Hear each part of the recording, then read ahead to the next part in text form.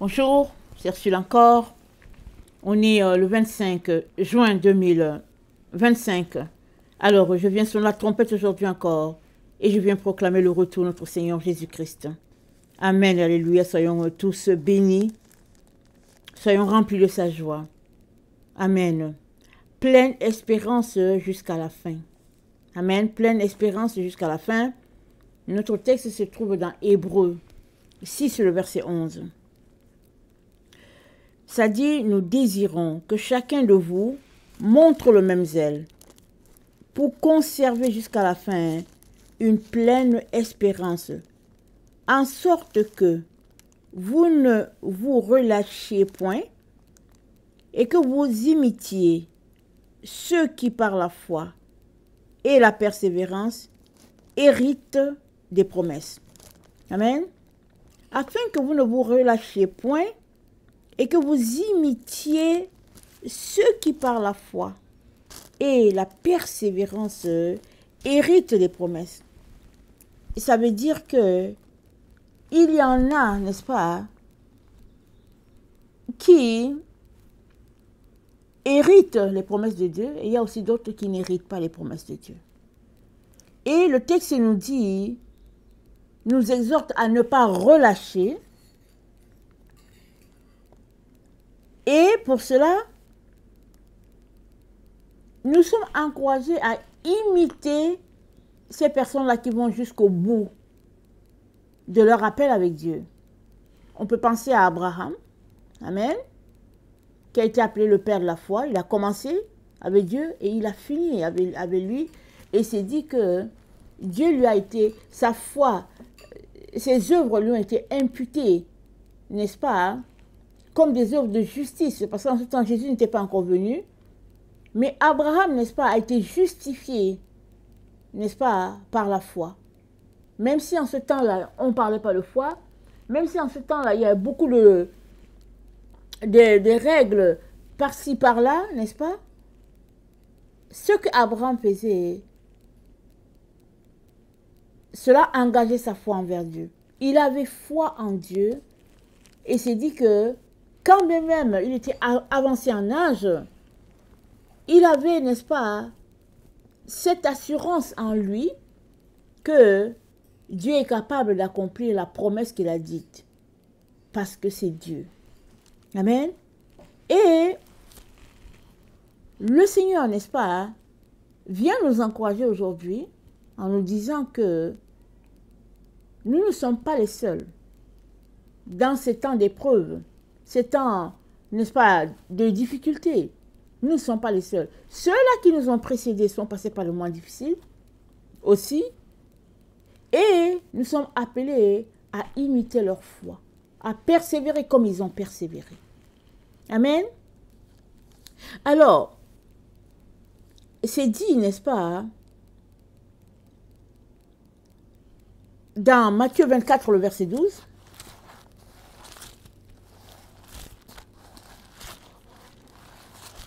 Matthieu 24, le verset 12, c'est dit,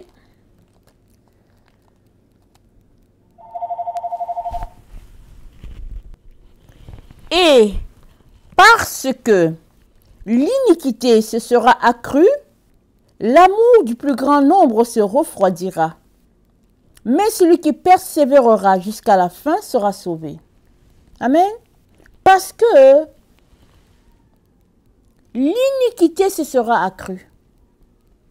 C'est-à-dire le péché, les ténèbres, tout ce qui est, n'est-ce pas, contraire à ce que Dieu aimerait, la lourdeur, n'est-ce pas, des temps difficiles dans lesquels nous nous trouvons, tout ça va faire que l'amour des gens vis-à-vis du Seigneur Jésus va se refroidir. Ils auront tourné le dos au Seigneur, ou bien ils vont faire des choses contraires à ce que Dieu attend d'eux.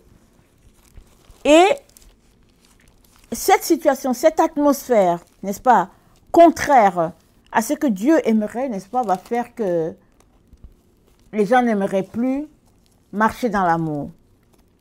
Et cette opposition à marcher dans l'amour va réduire, n'est-ce pas, la persévérance des gens, va empêcher aux gens de persévérer dans ce que Dieu attend d'eux. C'est dit, en sorte que vous ne vous relâchiez point et que vous imitiez ceux qui ont eu la même foi, ceux qui ont eu la foi en Dieu, ceux qui ont persévéré, n'est-ce pas? Ce serait bien de les imiter. Mais le manque d'amour du temps de la fin, les difficultés à marcher dans l'amour, n'est-ce pas, va faire que beaucoup vont se déconnecter, vont refuser de persévérer, ou bien voudront bien persévérer, mais seront empêchés, n'est-ce pas, par la situation qui prévaut dans le temps dans lequel nous sommes, c'est-à-dire une situation contraire à l'amour envers le prochain. Alors, on pourrait se demander pourquoi. Vous savez que aimer est un engagement. C'est d'abord une décision, on décide d'aimer. Aimer, ce n'est pas un feeling. C'est une décision, n'est-ce pas, un choix. Tu décides que tu vas aimer telle personne et tu t'engages à aimer la personne et tu mets tout en œuvre, n'est-ce pas, pour travailler à cet acte, n'est-ce pas, à ton engagement. Aujourd'hui, on aime telle personne parce qu'elle a de l'argent, on aime telle autre parce qu'elle a une beauté qui frappe, on aime telle autre à cause de ceci ou cela, on a nos intérêts à aimer, n'est-ce pas? On dit, ah non, mais j'aime tel à cause de ceci, et finalement, hein, l'amour de notre temps est réduit à de la passion, n'est-ce pas? Ou bien à un attrait quelconque, une attirance, soit physique, et puis voilà. Mais Dieu est en train de nous dire que l'amour, n'est-ce pas, non seulement c'est la loi du ciel, si on peut le dire ainsi, c'est par l'amour que les gens marchent au ciel, c'est dans l'amour qu'ils agissent, et étant citoyens du ciel, n'est-ce pas, étant ambassadeurs du ciel sur la terre, nous sommes appelés à marcher dans l'amour, à nous comporter comme les gens se comporteraient au ciel. Amen. Alors, le secret, n'est-ce pas, d'arriver au bout, c'est de persévérer. C'est-à-dire la persévérance appelle ou bien sous-entend les obstacles, mais qu'on est appelé à braver. Malgré les obstacles, puisqu'on a un but que Dieu nous a donné, alors malgré les obstacles, on est appelé à franchir, n'est-ce pas, ces obstacles-là et arriver au point indiqué par notre Dieu. C'est dit que l'amour du plus grand nombre va se refroidir. Mais il y a un mais. L'amour va se refroidir du plus grand nombre. Mais il y en a qui vont réussir à être sauvés parce qu'ils auront choisi de persévérer. Donc, Dieu est en train de nous dire que ceux-là qui auront bravé l'adversité, ils vont réussir à se retrouver avec le Père. Et dans 2 Jean 1,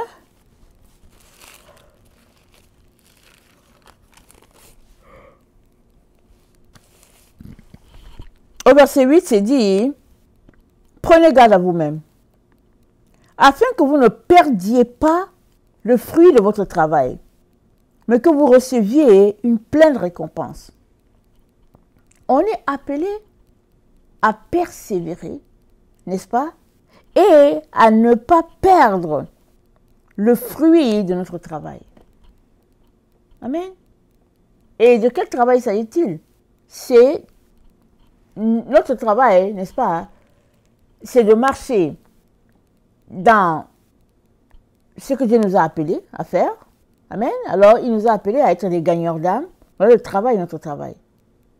Et pour accomplir notre travail, on a besoin de marcher par le Saint-Esprit, être conduit par le Saint-Esprit et écouter la voix de Dieu et avancer, conduit, n'est-ce pas, par le Saint-Esprit qui porte la voix de notre Dieu. Le Saint-Esprit nous éduque et nous sommes appelés à marcher, à aller dans le sens de ce que Dieu a pour nous. Et c'est dit de prendre garde à nous-mêmes. On a déjà vu qu'il fallait prendre garde pour ne pas s'endormir. Il fallait prendre garde pour ne pas se laisser tromper l'oreille. Il fallait prendre garde, n'est-ce pas, parce que notre adversaire, le diable, il rôde. Et aujourd'hui, le Seigneur nous demande de prendre garde pour ne pas perdre notre récompense. Parce qu'il y a une récompense. Dieu est tellement bon qu'il a prévu pour chacun des cadeaux. Et il nous informe qu'on pourrait perdre notre cadeau. On pourrait arriver, n'est-ce pas, à ne plus l'avoir. Comment et pourquoi? Mais quelqu'un d'autre peut nous l'arracher. Amen. On pourrait se laisser séduire. On pourrait se laisser tromper par toutes sortes, n'est-ce pas, de situations. Ou bien on pourrait être nous-mêmes la cause, n'est-ce pas, pour laquelle on a perdu notre récompense. Comme ce monsieur dans Luc 19, qui a reçu une mine comme tous les autres, qui allait cacher sa mine pour qu'elle ne puisse pas fructifier. Et après cela, le maître est revenu et il accuse le maître d'être un maître qui prend ce qu'il n'a pas, cultivé. Et le maître de lui dire, si tu sais que je suis comme ça, pourquoi est-ce que tu as caché la mine? Pourquoi est-ce que tu n'as pas fait multiplier cela à la banque? Pourquoi? Parce que, n'est-ce pas, notre maître aimerait qu'on se multiplie, qu'on fasse fructifier ce qu'il nous donne. C'est ça un enfant de Dieu.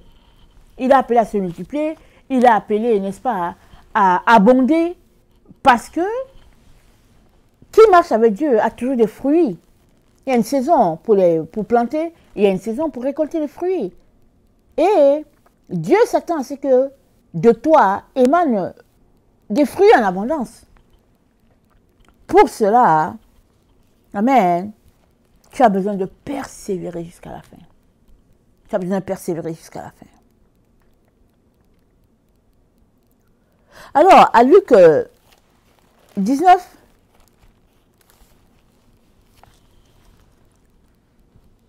au verset 22, le maître dit, je te juge sur tes paroles, méchant serviteur.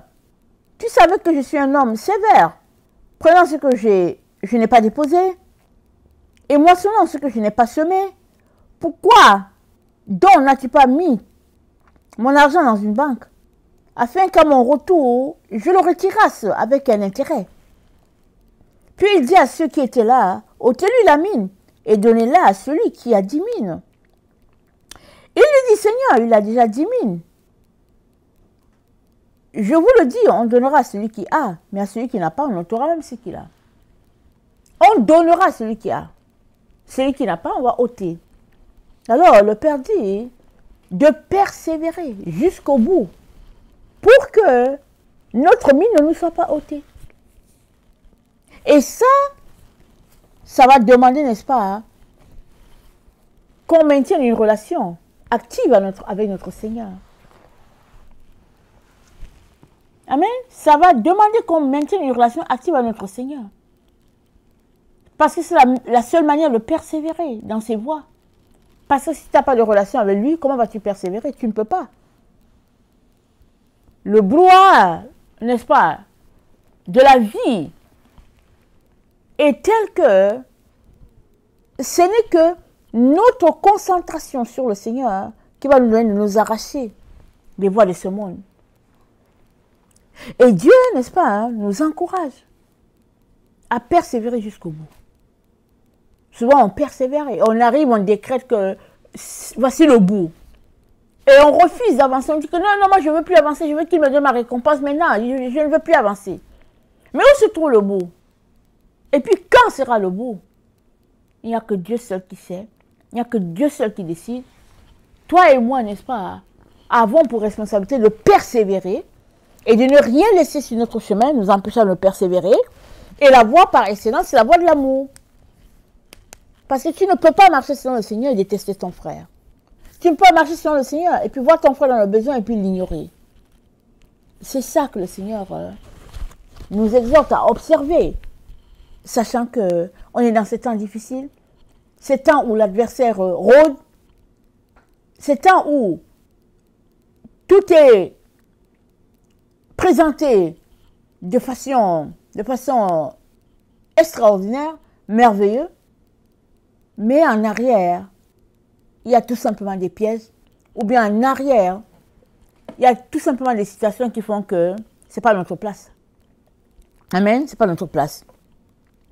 Alors, l'espérance, n'est-ce pas, c'est jusqu'au bout. Ce n'est pas au milieu. Et tant que tu as gardé les yeux fixés sur le Seigneur va t'indiquer quelles sont tes différentes stations, afin que tu puisses t'arrêter là, te désaltérer, recommencer la marche, jusqu'à arriver, n'est-ce pas, à la destination prévue par Dieu.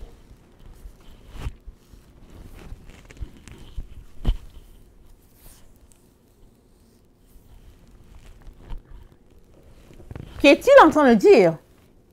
Amen.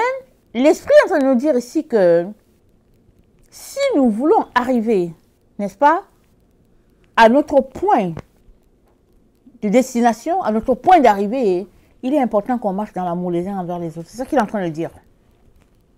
Amen. C'est ça qu'il est en train de pointer.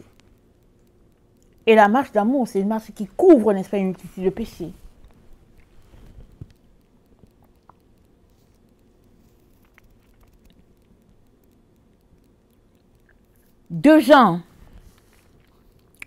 Un Jean 2, le verset 9, celui qui dit qu'il est dans l'amour, celui qui dit qu'il est dans la lumière et est son frère est encore dans les ténèbres.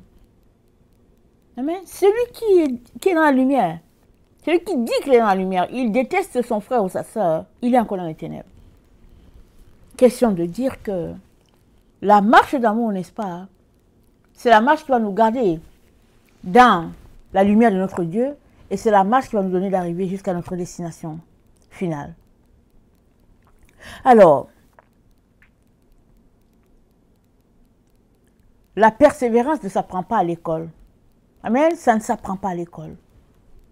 C'est par des épreuves qu'on finit par être persévérant. C'est par des épreuves qu'on endure, qu'on finit, n'est-ce pas, par persévérer. Et le Seigneur aimerait que nous soyons des personnes qui endurent. Des personnes, n'est-ce pas, prêtes à aller jusqu'au bout. Parce que Dieu ne forcera personne. Mais il va prendre notre engagement et il va le multiplier. Il est donc important que nous puissions nous engager, n'est-ce pas, à aller jusqu'au bout de ce que Dieu a pour nous. Et tout ira bien et tout sera bien. Amen. Que le Seigneur bénisse sa parole. Amen. Alléluia. Amen.